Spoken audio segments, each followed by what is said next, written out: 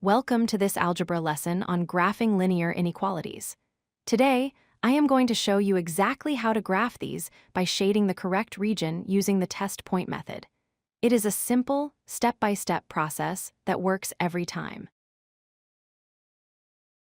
First, you must understand the symbols because they tell you what kind of line to draw. If you see a less than or greater than symbol, use a dashed line. This means points on the line are not part of the solution. If you see a less than or equal to or greater than or equal to symbol, use a solid line. This means points on the line are included. Think of the inequality like a fence. We call this the boundary line. It splits the coordinate plane into two separate regions. One side contains all the correct solutions, and the other side contains none. Your job is to find the correct side. To graph the boundary line, pretend the inequality symbol is an equal sign. Use the slope-intercept form, y equals mx plus b first, plot the y-intercept, b, on the vertical axis. Then, use the slope m to find your next point by using rise over run. Once your line is drawn, how do you know which side to shade? We use a test point. This is a point that is not on the line itself. The best point to pick is 0, 0, because the math is incredibly easy.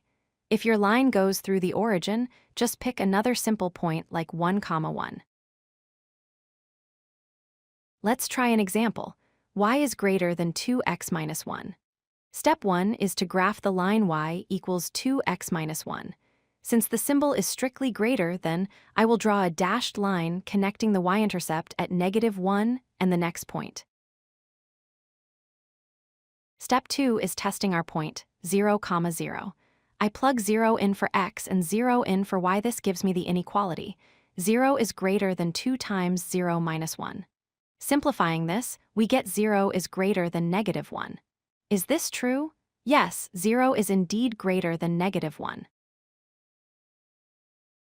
Since our test point of 0, 0 created a true statement, that means 0, 0 is in the solution region. So, Step 3 is simply to shade the entire side of the line that contains our test point. What if the math came out false? For example, if you got 0 is greater than 5, that would mean your test point is not a solution. In that case, you would simply shade the opposite side, away from your test point. Watch out for special cases. If you have a horizontal line, like y is less than a number, you just shade below for less than or above for greater than. For vertical lines, like x is greater than a number, shade to the right for greater than or to the left for less than.